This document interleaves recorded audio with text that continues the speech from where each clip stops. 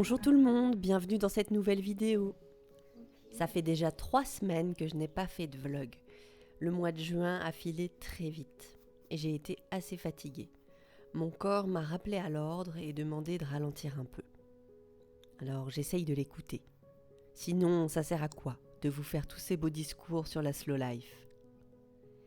Il y a quelque chose qui me questionne ces temps-ci, au sujet de la réalisation de nos rêves d'enfance. Je suis à un stade de ma vie où l'on fait un peu le bilan. Des rêves accomplis, de ceux qui restent encore inassouvis, de ceux qui me tiennent toujours à cœur, et puis de ceux qui ne comptent plus finalement à mes yeux. Et vous savez, en plongeant dans mes souvenirs, je me suis remémoré le métier que je voulais faire quand on m'a posé la question la première fois. Je veux dire, la toute première fois. Tu sais, cette question qu'on a tous entendue. Qu'est-ce que tu veux faire comme métier quand tu seras grande ? Je me rappelle avoir répondu « dessinatrice », sans hésitation. Finalement, je fais des vêtements. Ça n'a pas grand-chose à voir, alors oui, je dessine. Mais je suis très très loin de passer mes journées à dessiner. Et parfois, ça me rend un peu triste d'être loin de ce rêve. Ce serait rigolo si, tous autant que nous sommes, nous avions réalisé tous nos métiers de rêve. Alors, ça donnerait quoi ? Y aurait-il des armées de pompiers sur Terre, des milliards de médecins dans les campagnes, des comédiens, musiciens, plein notre voisinage ? Ce serait peut-être pas si mal. Je suis curieuse de savoir quel métier de rêve tu avais, toi, quand tu étais petit, quand tu étais petite. Est-ce que c'est ce que tu as réalisé finalement ? Ou comme moi, tu as un peu bifurqué vers autre chose ? Je serais très curieuse de lire ça en commentaire, si tu veux bien me le partager.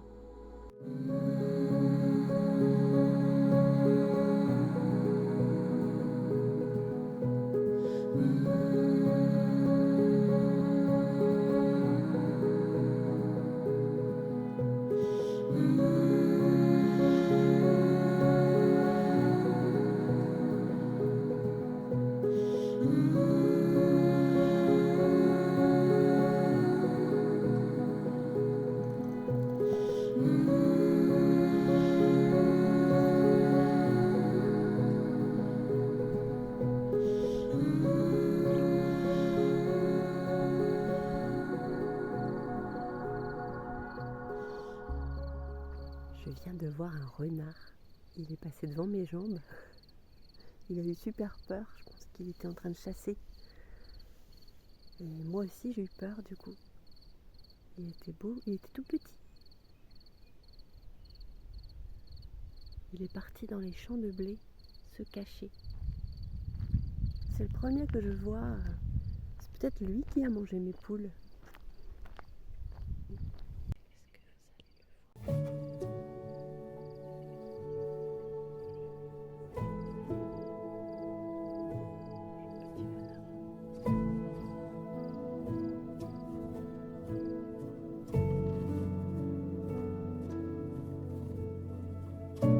J'ai souvent l'impression de courir après le temps comme le lapin blanc d'Alice au pays des merveilles. Et il paraît que le temps c'est de l'argent. Plus le temps passe et plus je sais qu'il vaut de l'or. Alors on dit oui que le temps vaut de l'argent. Mais Catherine Deneuve dans Les Demoiselles de Rochefort, elle dit que ça vaut de l'amour. Je ne sais pas ce que vous en pensez. Mais moi, plus le temps passe et plus j'ai conscience de ça. Plus je le trouve précieux. Raison de plus, finalement, pour s'autoriser à en perdre. Pour moi, le premier signe de richesse, c'est cette capacité à disposer de son temps librement.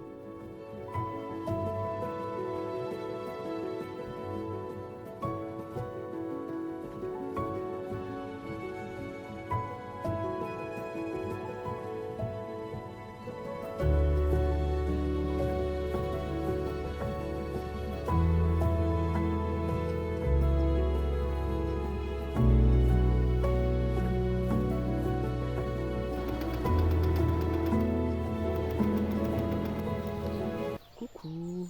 Alors on est le 12 juin Et aujourd'hui, je dois faire des photos pour un petit t-shirt que je viens de créer et je dois le mettre en ligne sur mon site.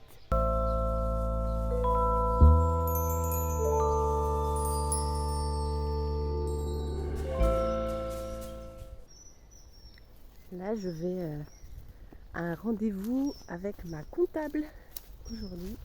Regardez le chemin que j'emprunte pour aller à ce rendez-vous. Voilà. Donc, c'est on ne peut plus bucolique. Et en fait, c'est parce que je prends un bus, parce que j'ai plus de voiture. Je sais pas, j'essaye en tout cas de faire le plus possible de trajets à vélo. Et le plus possible, je regarde où je marche parce que c'est pour pas trébucher, le plus possible de trajets à vélo ou le plus possible de trajets quand je vais en ville en bus, parce qu'il y a une ligne de bus très pratique près de chez moi. Donc voilà.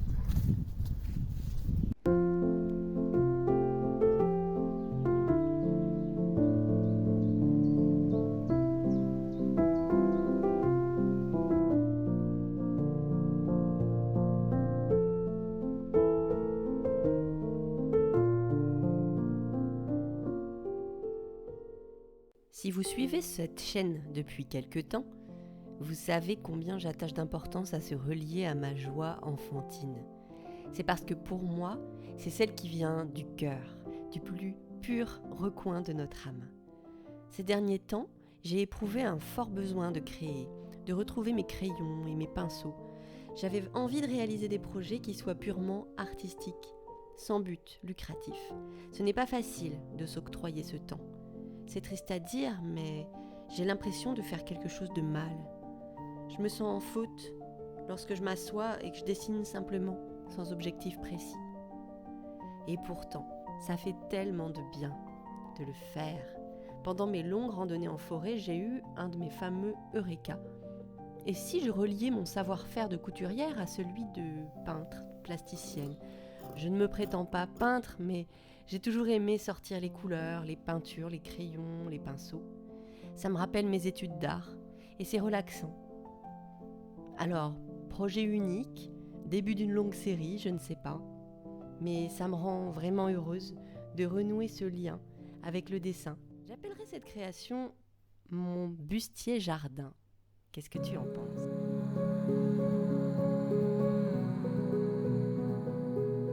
Sur les images que vous voyez là, j'essaye de faire la technique de l'éco-print avec des grandes feuilles de fougère. C'est quelque chose que j'ai déjà fait, mais avec la technique du marteau, c'est un peu long. Vu la taille de la plante, et comme je fais plusieurs sacs en série, ce serait trop fastidieux, donc je vais tenter la technique du bundle, qui consiste à faire cuire la plante à la vapeur entre deux couches de tissu. Je vous montrerai ça la prochaine fois.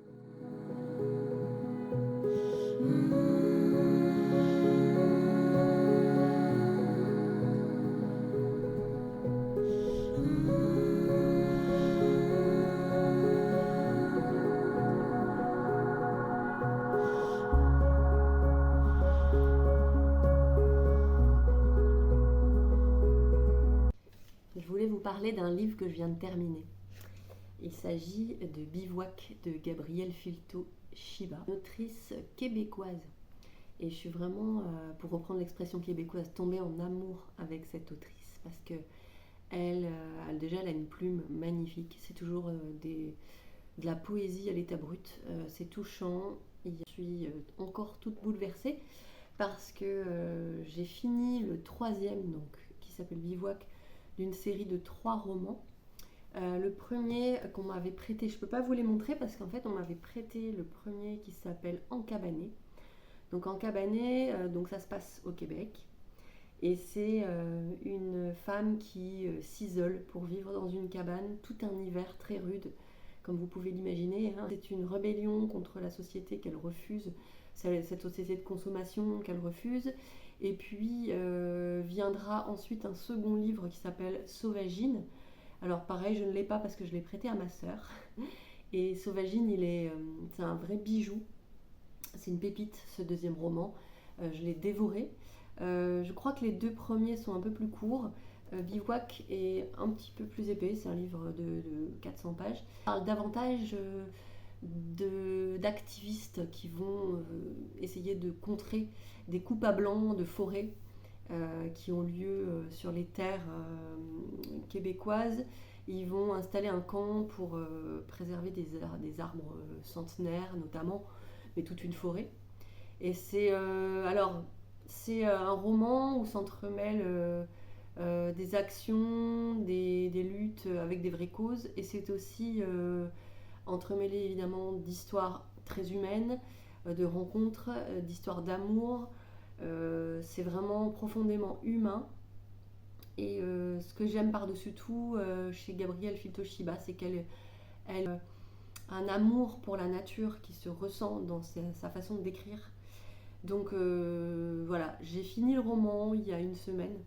J'étais vraiment bouleversée, j'ai mis une semaine à m'en remettre. Et je ne peux que vous conseiller d'acheter ces romans. Voilà.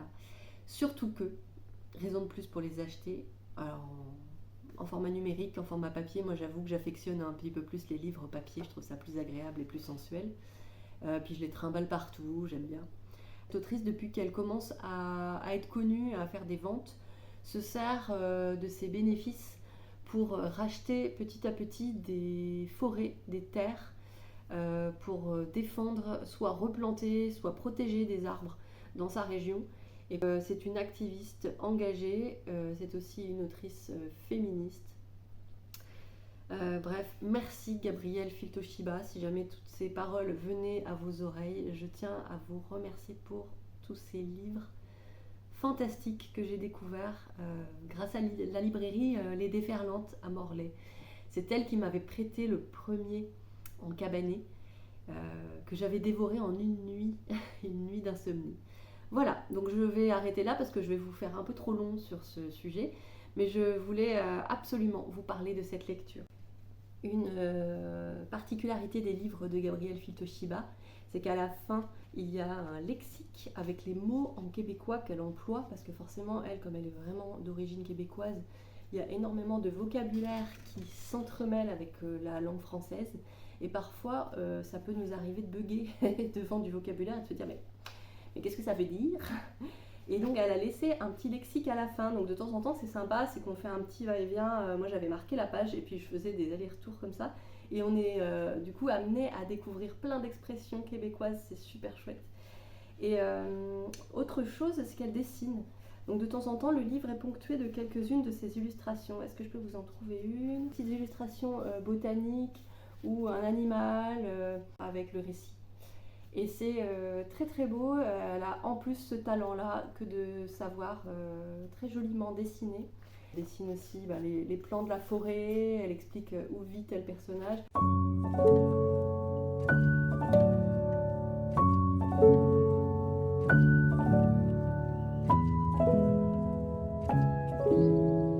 Allez les chats!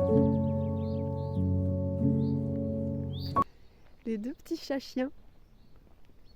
Allez les petits chiens, on y va. En route pour la balade.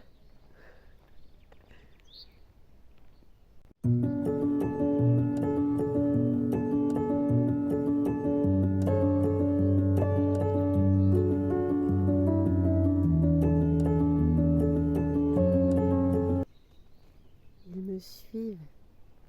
J'ai deux petits compagnons qui viennent voir le coucher de soleil avec moi. Noisette et Tigrou. Allez, venez les petits gars. Ça va, il n'y a pas de voiture.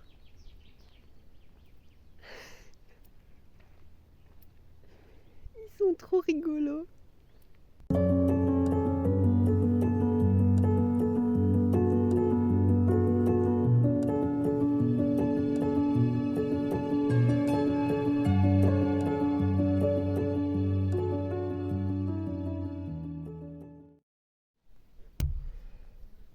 On est vendredi 28 juin et j'ai ceci. Une amie m'a donné ces petites clés miraculeuses, ce qui signifie que je vais pouvoir aller faire mon premier bain de mer. de l'année 2024. Voilà, je vais pas y aller très longtemps, je vais y aller 3 heures. C'est largement suffisant pour se baigner, profiter.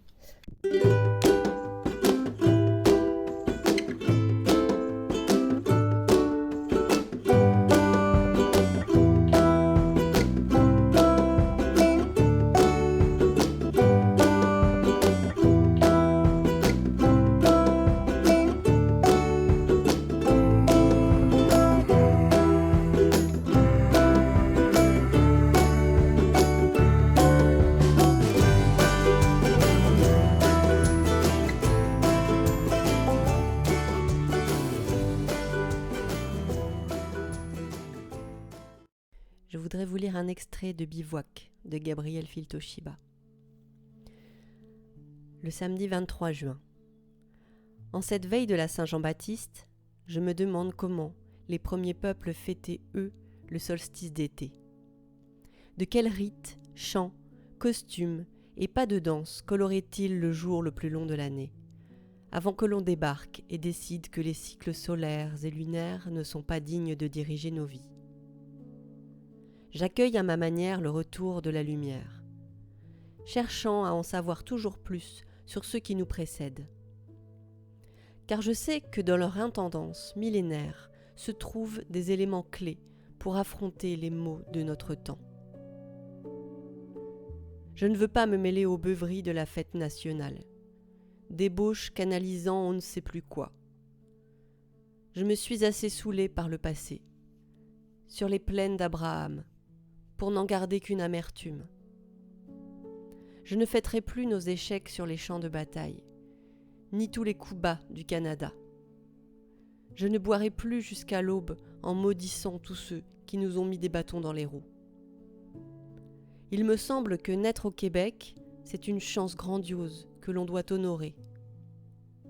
Il y a des rivières, des forêts, de l'eau et du bois à protéger. Un pays à faire pour sacrer dehors les pétrolières. Un territoire dont nous devrions partager les clés avec ceux qui ont sauvé les hommes de Jacques Cartier. Il se nomme Haneda, cet arbre sacré aux remèdes mirifiques. Quelque part, parmi les cèdres blancs, pins, pruches, sapins baumiers et rampances d'ifs du Canada, se cache celui qui produit la sève blanche qui sauva l'équipage de la maladie et du froid. Je me souviens de Domagaya, fils de Donnacona.